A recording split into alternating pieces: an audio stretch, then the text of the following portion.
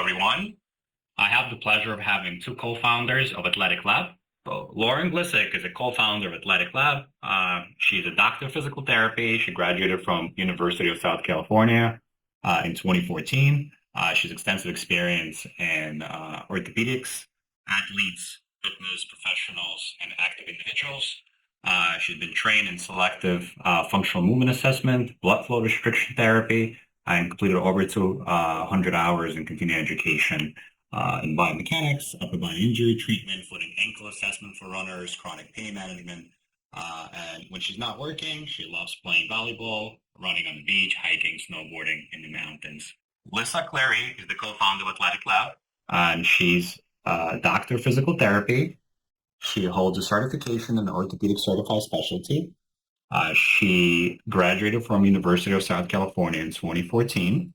And her key areas of expertise is sports medicine, orthopedic injuries, running, biomechanics, injury treatment, shoulder pain and headache management.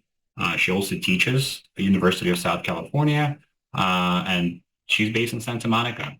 She's passionate about helping patients to return to active lifestyle. Welcome to the show, Lauren and Lisa. How you doing? Hi, thanks for having us. Okay. Guys, can you tell me how did you meet and what inspired you to start a clinic here in California? Yeah, so Lissa and I went to PT school together at USC. We graduated from their Doctor of Physical Therapy program. And from day one, we were best friends all through PT school. We lived together after PT school, have traveled the world together. So we've been best friends basically since 2011. We actually were employed at the same PT clinic, an insurance-based outpatient clinic for 5 years. But yeah, over the years, we'd always talked about opening our own PT practice. There was a lot of things we liked about what we were doing and a lot of things we knew that we could do differently and better. And the reality is there's a huge burnout factor in PT, mostly driven by a really high volume of clients coming through the door. And, insurance companies are decreasing reimbursement. So you're seeing 2, sometimes 3 patients an hour. We were super frustrated by that model. And we felt really limited by time constraints and insurance rules. So we felt like if we could go out of network and make our own rules, we could do better for our clients and ourselves if we had that right environment to succeed. And we thought there's a lot more to offer our patients and really prioritize the relationship building, because that was our favorite part, was actually interacting with the patients, getting to know them, building that relationship, building that rapport that's really hard to do in 20 and 30 minutes. And ideally getting to the root cause of their pain. So many times in that setting, you're just putting out fires, you're treating symptoms, because what can you do really in 20 minutes? You're not watching them do exercise. They're often working with an aide. So for us, it was really important to create an environment where we could not just treat pain, which of course we do, but getting to the root cause of their pain for long-term success. So we really wanted to blend traditional PT, like what we've been doing, with a performance training aspect for a more holistic approach to fitness that was often missing in just PT or just personal training alone. So yeah, we quit our jobs and we opened Athletic Lab in the middle of a pandemic, January 2021.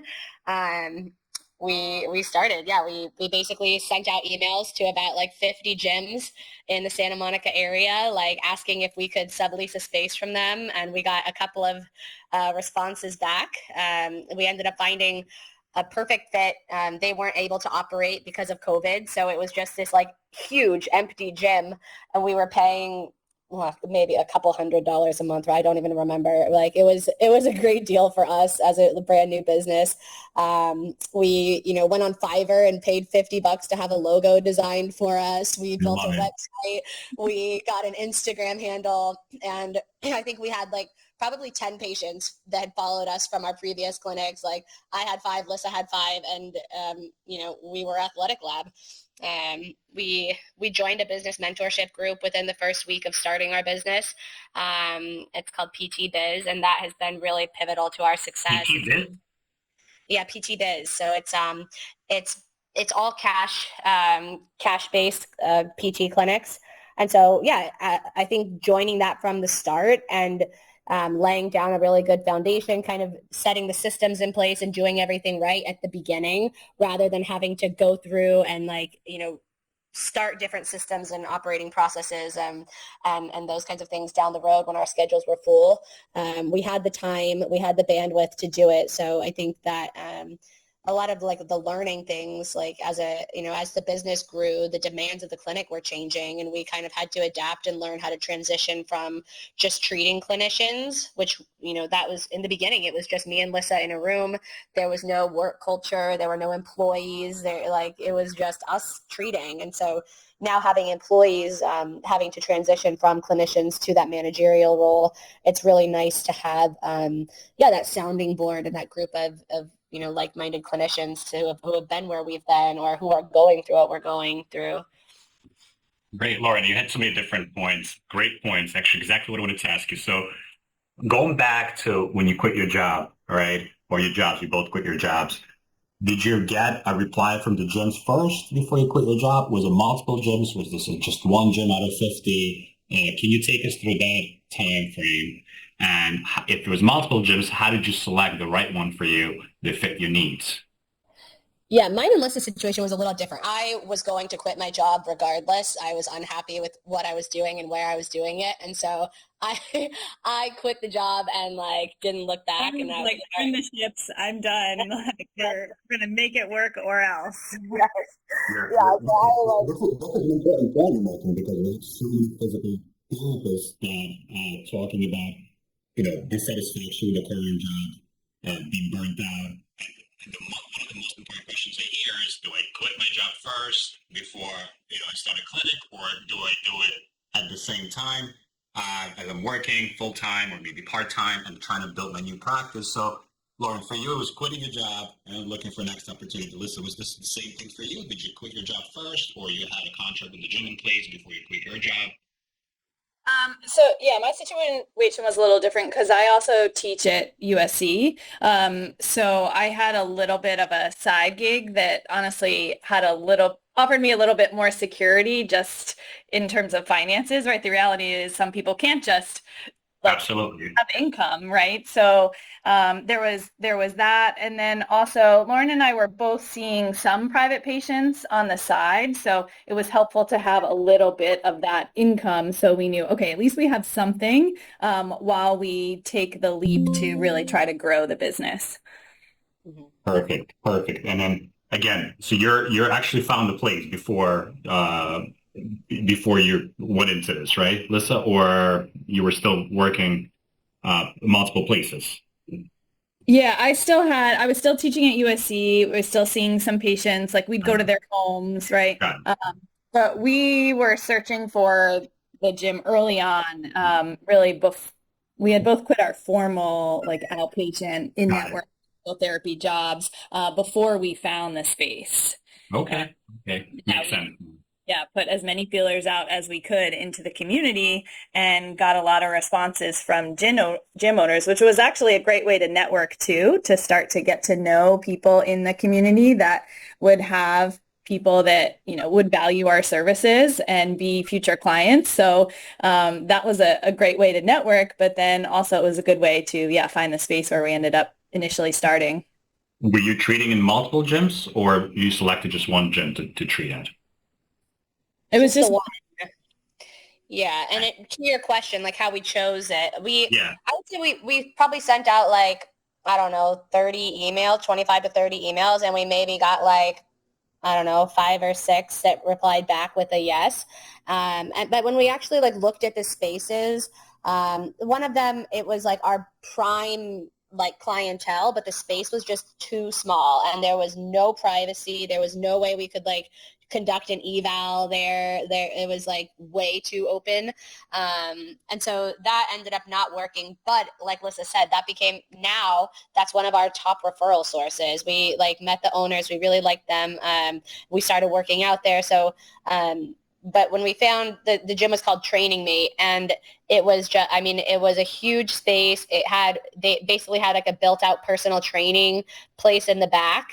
So that was our private quarters that wasn't being used by anybody else. So I think the things we were looking for is one, is there enough space for us to both be in here at the same time? Is it is it like our type of clientele? Are those people could that work as a good referral source? Because you're going to get visibility there. Is there any visibility? Like that was sometimes a problem in the gym we were in, because there was like the room where we were and then the main gym, and a lot of people just went to the main gym. So we didn't have a sign. We didn't have that visibility. So that actually like maybe wasn't the greatest point about the place we did choose, but that's something that I think is important. And yeah, some form of privacy, just so that when you're doing an eval and people are like telling you like personal details about their life, they're not doing it in a giant gym where dumbbells are clanging to the ground, you know? Yeah, yeah, that's great feedback. Actually, this is very helpful for those therapists that are looking to start a practice within a gym. And I think that's Right. extremely important, right? To have that private area to discuss some of the things that some patients might not be comfortable discussing in general area. Okay, and then just to confirm, so are you still operating from the same place, or you have a different space now? No, so we moved into our own stand. We were in that gym for almost 2 years. And then when we made our first PT hire, it just became clear we couldn't really grow in that space. We were very limited. And so that's when we like pulled the trigger and we're like, okay, now we're like, we felt like a legitimate business. Like, okay, now we have an employee. Like, I think we can justify the cost of the rent, which significantly increased. But yeah, we moved not far, so still within maybe like 5 blocks from where we were operating. Okay. But we got our own standalone space 2 years into our business. So we've been there for 2 years now. That's great. Congrats. So that's amazing. So just to confirm, so you hired that physical therapist still at the gym, right? And then you moved the operations into the new brick and mortar clinic that you opened up a couple of blocks away. Okay, great. And then when did you realize you need to make a hire? Was that when your schedule was already busy 5 days a week, or was there something else that was a trigger to make the next hire? Yeah, Uh, it kind of grew organically. Like when we started our business, I think the goal for Lauren and I was both to just replace our incomes from our prior jobs, hopefully make a little more, but then just have flexibility and treat the patients that we want to treat. And then all of a sudden we realized, wow, we're really making a difference in our community and people are resonating with our style of treatment. So we can have an even bigger influence on our community and then also allow other people, other PTs to avoid burnout and have a situation like ours in the workplace. So that was I think our motive, where our goals and our motivation changed, where we said, okay, like let's grow this and really try to hire people and grow our business. So that was the motivation and the inspiration for it. And then just logistically, in order to do that, Lauren and I couldn't continue to see the volume of patients that we were seeing. So once we felt like we were comfortable with the, current income and the financial situation that we were having from our current clients, then we felt like, okay, we're stable with our income. We feel like we have good lead sources that we can support bringing another PT on and take that leap. So yeah. Yeah, that's great. And just to answer a common question that a lot of physical therapists have when they're starting a clinic, was it a full-time hire or was it a part-time hire, the first one that you had? Yeah, we went right in and hired full time. We went back in and forth with that. And I think our main reason for hiring full time was that we knew we wanted to grow the business. We knew we were in this for the long term, and we wanted to give our employee like show her that we had some skin in the game and this is for real and we're committed to growing our schedule, and we wanted her to feel like she could invest in us like we were investing in her. So, in terms of finding good qualified candidates, it's a lot easier to find a candidate that you can bring on full time than just a part-time hire. Absolutely. Yeah. Yeah. That's exactly what I hear in the industry right now. Hiring has been very tough, especially hiring per diem or part-time employees. And then if we take you back to the first couple of months when you started your clinic, who were your major referral sources? How were you getting your patients? You mentioned you had a few private pay patients, right, that you were seeing on the side. I'm assuming the gym itself was a referral source for you as well. Were there any other referral sources that you relied on in order to grow your clinic in the first couple of months of operations? So much of it was like local business networking. Like we didn't have a budget for Google ads. I think maybe we tried Facebook ads for like a little bit, and it was so like the leads we were getting were so bad. And so we were like, we don't have infinite funds for this right now. And so it was just local business networking. We grew our brand mostly off of word of mouth from you're treating a client and they have such a good experience with you. They refer their brother who refers his boss. And then we were doing a lot of like local community networking, like doing workshops at the gyms and Pilates studios, connecting with them, sending emails, like going to a class and, hey, I'm Lauren, I'm a physical therapist. If any of your clients have injuries, like let me know. And like just making yourself a resource to them versus like a hard sell, like, oh, send me clients. It's more like, here's how I can help you. If your clients are injured, they're not working out with you. So let me help your clients and get them back to training with you so they don't cancel their membership or cancel classes. I think a lot of it was I doing love local it. I things love like it. Sorry, just the fact that you say you weren't just reaching out, but you actually giving them a solution and kind of showing them that there's a problem if they get injured. Because you're right. A lot of clinic owners, they just say, "Hey, we are so and so. Just send us clients. We're right next to you." But you actually twist it in a way it's like, "Hey, you're losing income if your clients are not getting better." Sorry for interrupting. Yeah, so that was a great point you made. Yeah. And so, yeah, I think that's huge because there's so many PT, like if you throw a rock in Santa Monica, you're going to hit a PT clinic. There's within 10 blocks of us, there's like at least 10 PT clinics. So I think that like they probably get hit up all the time by PT, like, hey, send me your clients. So what's different is like, here's how I can help you. And it's not just we're just popping in to like get their clients. Like we actually train with them. We go to the classes, we get to know them, establish relationships versus just, yes, giving them a business card and saying, send me business.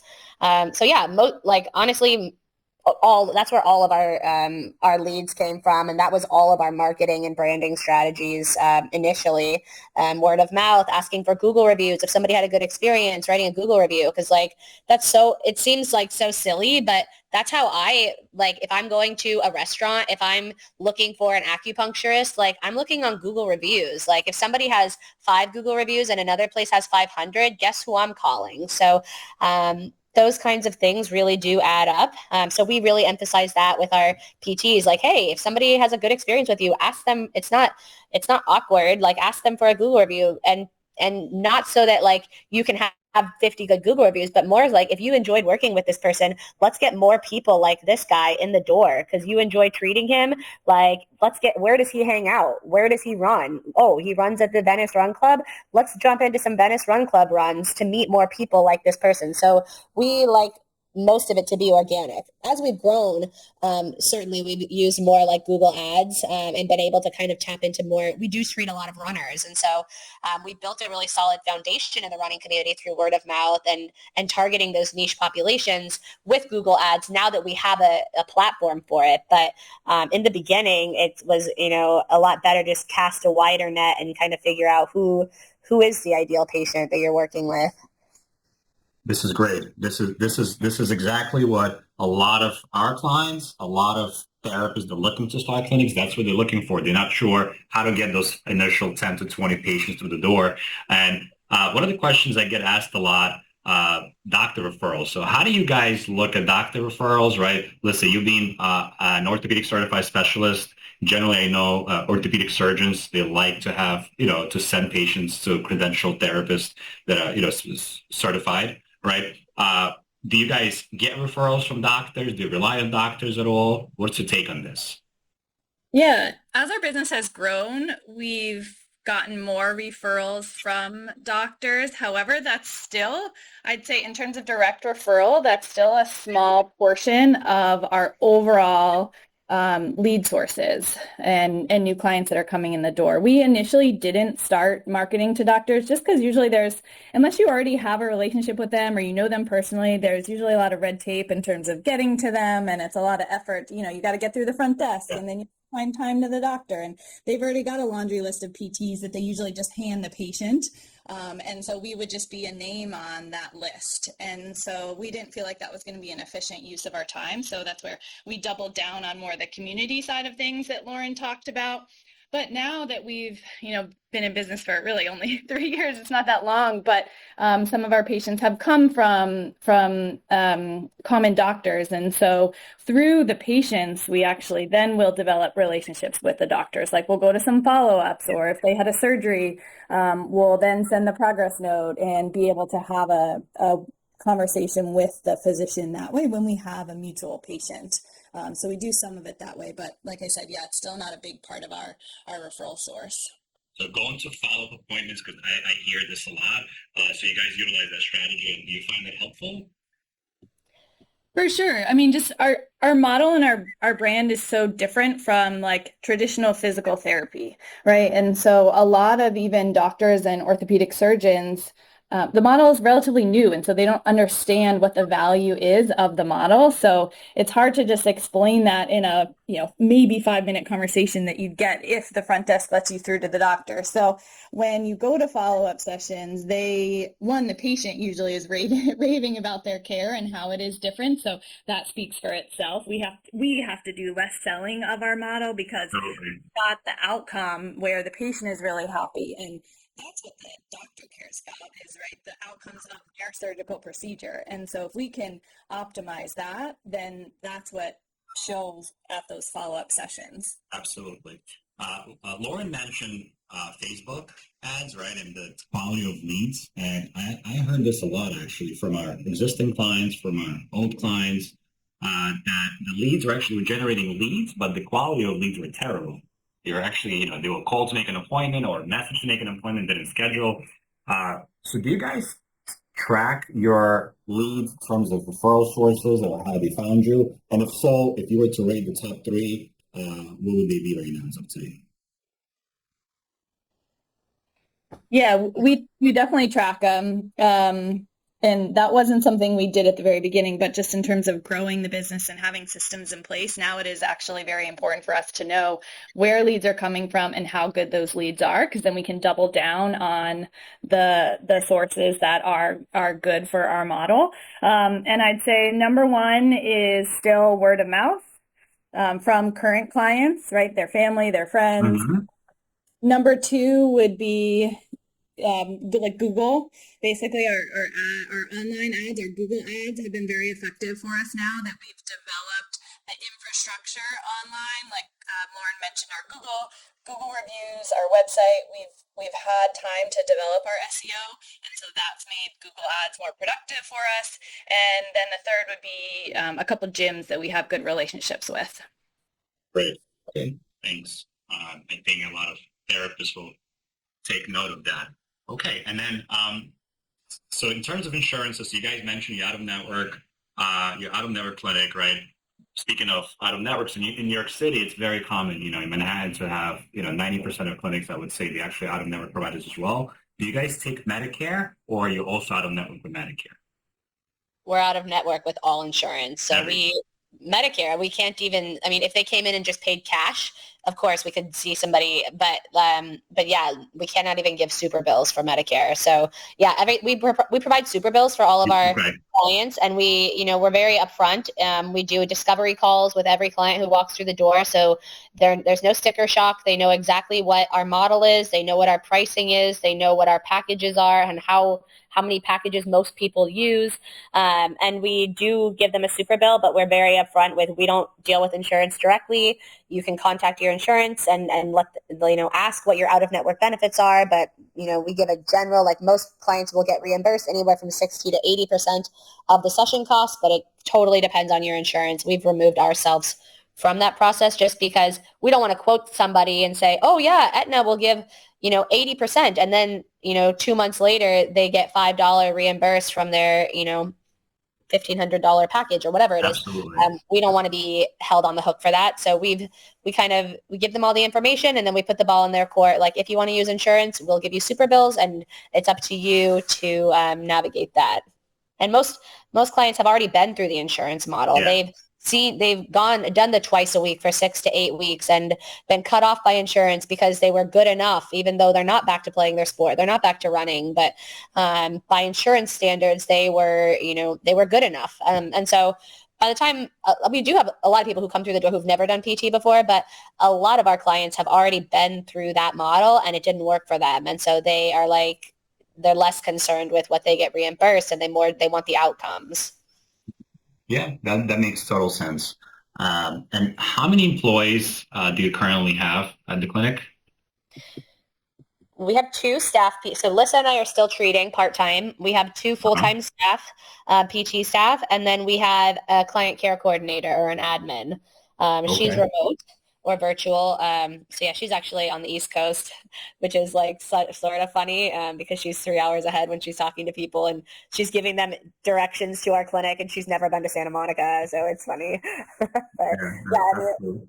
it was a great start for our clinic when it was just us two. And then as the clinic's grown, she's so good and we love her so much that we can't imagine not having her with us. So we've just like let it roll with the virtual admin because we haven't found any, cracks in the system that can't be remedied. Yeah, it's actually, I went to a conference just a couple months ago. There was the APTA conference, and I actually found quite a few clinics utilizing virtual assistants. They don't have like a formal front desk, and it's the person, that schedules appointments, checks eligibility, communicates with patients, and it seems like it's like very common these days. And honestly, our Um, space, like, we don't have a very big space. We have less than 1,500 square feet. okay. three three PTs working at any given time on the floor. So it's like we don't really have the room to have somebody sitting at a desk. One of us is sitting at the desk and we've just made it a bigger deal. Like every time somebody walks in the door, somebody is greeting them. Hey, you're here for Lissa. She'll be right with you. Like, so all of our PTs kind of act as our greeting committee or a welcoming committee for patients. So yeah, it actually for our current space, it like has worked perfect because we don't have the space to designate to a client care coordinator sitting there all day. I hope clinicians take note.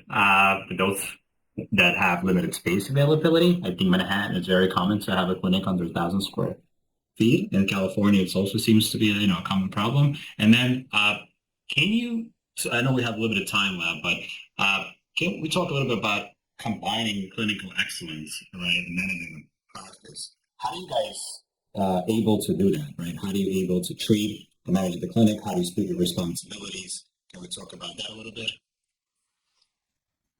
Go ahead, Yeah. Lisa. Yeah, so it's nice having two of us, right? Because we can kind of divide and conquer with some of the more behind the scenes business stuff. And it's nice we can bounce ideas off each other that way. But yeah, the clinical excellence in terms of being able to develop a solid brand and model that then we can scale, that's like first and foremost. And so we have to focus on that. And I think we prioritize that as business owners. Like we see ourselves first as physical therapists and being really good physical therapists, really, really like taking care of people and making sure that they feel like they're getting their needs met, both from a medical perspective, but just like a human to human level, right? We really care about the people that come through the clinic and treat them in the best way we can. So that's like number one. And then the business will grow kind of organically if at least we found if we prioritize that. And then we make a point to, not just with us, but with our staff, we have mentoring or collaborative hours built into our schedules where we can talk about patient cases, where we can present information on the recent continuing education course that one of us went to so that the whole clinic can benefit from that knowledge, the new knowledge. And we have continuing education hours built into our schedules as well for presentations like that. So it's certainly a balancing act, but I think the focus being on the clinical excellence and the care of patients is yeah, first and foremost. Okay, thank you. And uh, speaking of operations, can you tell me about the 5 most common reports that you guys run monthly, if you run any for the clinic? So we do run reports. We obviously do like a general revenue report. So how many how much revenue was brought in by each provider. We do visit reports, so how many clients came in each month. We look at conversion rates. So how out of all the evals you held, how many people converted to a package? Because what we try and do, what we found is if somebody just purchases single sessions, they're not going to do more than 5 to 6 sessions. Whereas if somebody purchases a package of sessions with you, we have a 10 pack, a 15 pack, and a 30 pack. They'll stick with you, and often they'll stick around for more than just one package because they've been coming in once a week for the last 10, 15, 30 weeks. It's become part of their routine. They continue to see value in it. And so we look at like lifetime value of these clients versus like, the single session cost. So definitely looking at like what is each PT's conversion rate. That speaks to like sales. We spend a lot of time with training with sales for our staff. So what is, what is their sale? Is there a lot of water dripping out of the bucket where, we had 50 evals and only 20 of them bought packages with us, so we can kind of remedy that. We look at, in terms of like the number of, we do discovery calls, so we see out of how many people called in, how many people actually booked an eval with us. That speaks to like our leads. Like maybe we ramped up the Google ads and we were targeting, strength training and not the runners, but we may see that, when we actually do the running ads, those people tend to book evals. So that's one thing, looking at like the discovery calls to book an eval. Anything I missed, Liz? I think the only other one would be, we run this maybe bi-weekly, monthly, but it's looking at people who have been in the clinic and then haven't been in the clinic in, a month or so. New patients versus existing patients. Existing patients, but existing patients that haven't been in. Right. So maybe they've seen us for, 6 sessions, and then it's been a month and they haven't been in for whatever. Out of town, and life gets busy, so they haven't followed up with us. So we're able to reach out to them because we see, okay, they haven't been in a while. Let's see how they're doing, check in. And so it helps us to kind of keep existing patients in our ecosystem and coming in on a regular basis, which is always the goal to meet their longer term goals. All right. Yeah, it's so much more cost effective to keep your current patients on the schedule than to try to get new patients in the door, right? Absolutely. So as much as we can, we try to keep those people in our ecosystem, even if it's just after they finish their package and they decide, I'm feeling good, I'm going to do the exercise on their own. Guess what? They're still getting our newsletter every 2 weeks. They're still like, if we're doing package sale once a year, we do, 12 for the price of 10. They're still getting those emails. So keeping those people in, once they've walked in the door and bought into your model or your value system and found value with your business, keeping them in your ecosystem. Great, thank you. And my last question before we finish for today is, what advice do you have for aspiring therapists that are looking to, open a clinic this year? I think I'd say that there's no perfect time to start.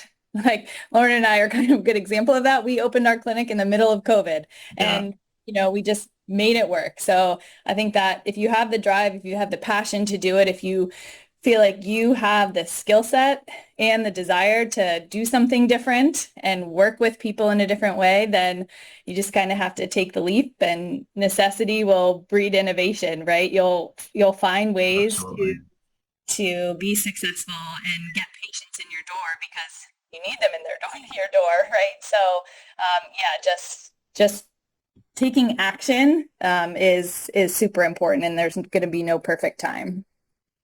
Thank you for that. And I do like your name. I wanted to tell you that Kinetic Lab is actually consulting a potential client, and they had an idea of doing naming the clinic therapy lab. But in New York, apparently it's not possible because lab stands for laboratory. So if you're a physical therapist and you have lab in the name, apparently you cannot do that. So I think somebody does a DBA in order to get that. But that was interesting. That's when I saw your name, lab. I was like, I wonder how did they get that name? Because in New York, it's not even an option to be called a lab.